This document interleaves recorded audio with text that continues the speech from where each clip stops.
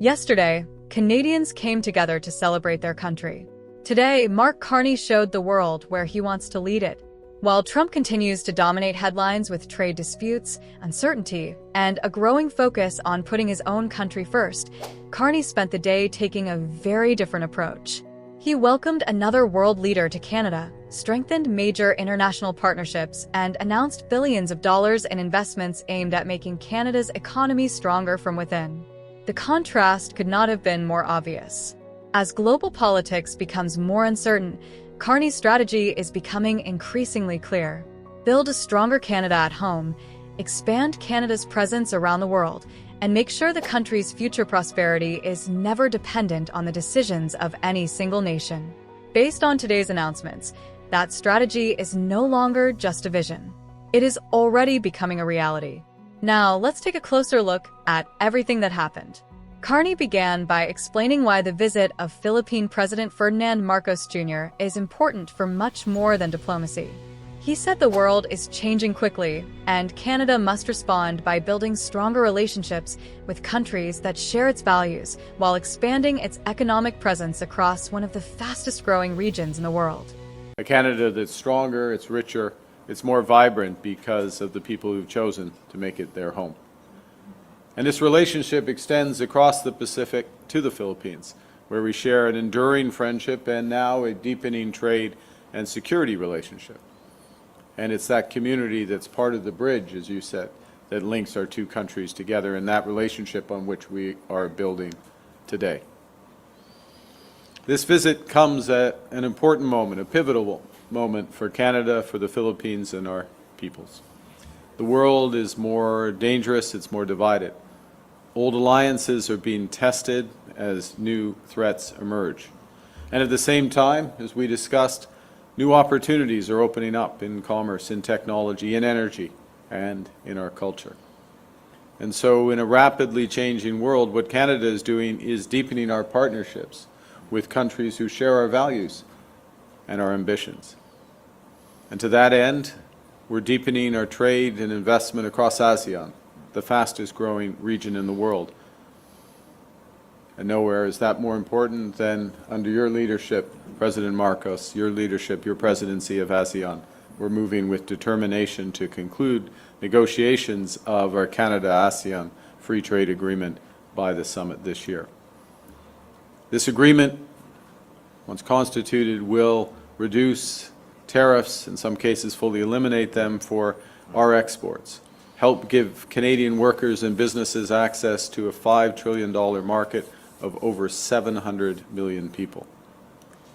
Critically, crucially, we're also working hard to finalize negotiations on the Canada-Philippines free trade agreement. You and I committed or intended last year when we met for the first time bilaterally to look to conclude that agreement this year. We're making good progress. It's an enormous opportunity to deepen that partnership, as I said at the start. The Philippines is one of Southeast Asia's fastest growing economies, and if it's one of Southeast Asia's fastest growing economies, it's one of the world's fastest growing economies, a population of almost 120 million people. We have a prospect of tripling our bilateral trade, both directions, by 2035. Great opportunities for our business. And really, this free trade agreement would be the foundation of our new Canada-Philippines strategic partnership. We're together, we're launching a new era of cooperation, deepening our collaboration in trade and energy, defense, and tourism. The next announcement turned that vision into real action. Carney revealed plans to strengthen Canada's partnership with the Philippines by expanding cooperation in trade, energy, critical minerals, and security. He believes this partnership could create major opportunities for Canadian businesses while also strengthening Canada's position across the Indo-Pacific region. It is another clear step toward reducing Canada's dependence on Trump's America.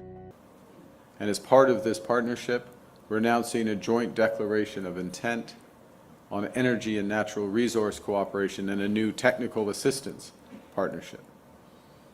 We're already ourselves amongst the world's largest critical minerals producers. We're one of the top 5 global producers in 10 different critical minerals. You're one of the largest exporters of nickel or major producers of minerals like cobalt and copper, and we share your objective to increase not just the production but the processing of these essential materials. Now, economic cooperation is not enough. It has to be underpinned, reinforced by shared security. And that's why we're deepening our collaboration in marine, maritime security and in multinational military operations. We'll soon ratify the status of visiting forces agreement, enabling our armed forces to train and operate more closely through joint military exercises in both of our countries, reinforcing our collective security. The most revealing moment of the day came during the question and answer session. A reporter asked whether the United States should still be considered a reliable partner. Instead of taking the bait, Carney gave a calm but meaningful response. He explained that Canada believes building stronger partnerships with like-minded countries has never been more important, especially at a time when the world is changing so quickly. Good afternoon, Mr. President and Mr. Prime Minister. My name is Beko Pin. I am from Rappler. You've both spoken on the importance of middle powers working together amid superpower competition, disruptions to the rules-based international order. So I wonder, do you think existing multilateral and unilateral arrangements are enough? Are they working? What role do you think superpowers then, like the US and China, should be playing? And since the Prime Minister mentioned that old alliances are being tested, does it then still make sense to see the United States as a reliable partner? Thank you. For the Prime Minister or for? For both of you, sirs. For both. Well, I'll start. Why don't I start, and let me underscore something the President said a moment ago, referencing the importance of the United Nations Convention on the Law of the Sea, something to which we are a signatory and we absolutely uphold, and we uphold the decisions and squarely back the decisions of 2016 that are directly relevant to the territorial waters and activities of the Philippines. First point. These types of arrangements, UNCLOS is one very important example. There are many others. Canada is still fully subscribes to them, fully supports them, and will continue to support them.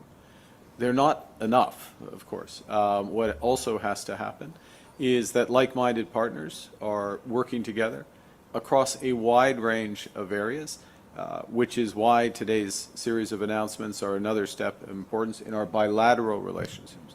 It's also important that groupings such as ASEAN are effective under the President's leadership, that they're effective in commercial and other areas. It's important that we look for areas together. We've had some of these discussions on topical issues, whether it's cyber, security, other aspects, where new partnerships can be formed. And then it brings to the last, or the first bit of your question, if I may, which is around the role of the hegemons, the United States and China. Of course, we have deep relationships, each of us, with the United States. There is a stronger commercial relationship, if I may, you can speak to it, with Philippines and China because of proximity and others. We look to use those relationships to reinforce the first aspects of what I discussed. All of those are important, and the responsibility of middle powers, I'll speak for Canada, is to reinforce the rules-based order, update it where possible, to build alliances, partnerships in areas where like-minded countries can cooperate, because that strengthens ourselves, but it also strengthens the system. Carney then turned his attention back to Canada with one of the biggest economic announcements of the day during his press conference with David Eby. Working alongside the government of British Columbia, he unveiled plans to speed up major energy and infrastructure projects. He said Canada has a unique opportunity to become one of the world's leading suppliers of clean and reliable energy while creating new jobs and expanding access to export markets.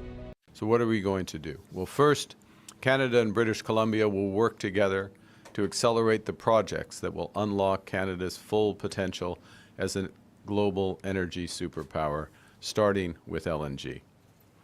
By 2040, global LNG demand is expected to rise by 60%, particularly to replace high-emission coal generation in Asia and to balance grids that are increasingly going to be powered by renewables. Canada can become the preferred supplier.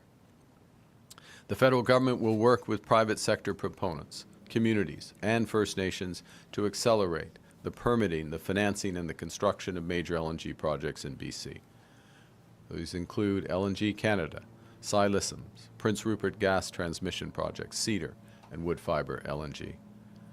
These projects collectively will more than triple our production over the next decade, reach new markets in Asia as well as Europe, and all of them built with low emissions and in full partnership with First Nations.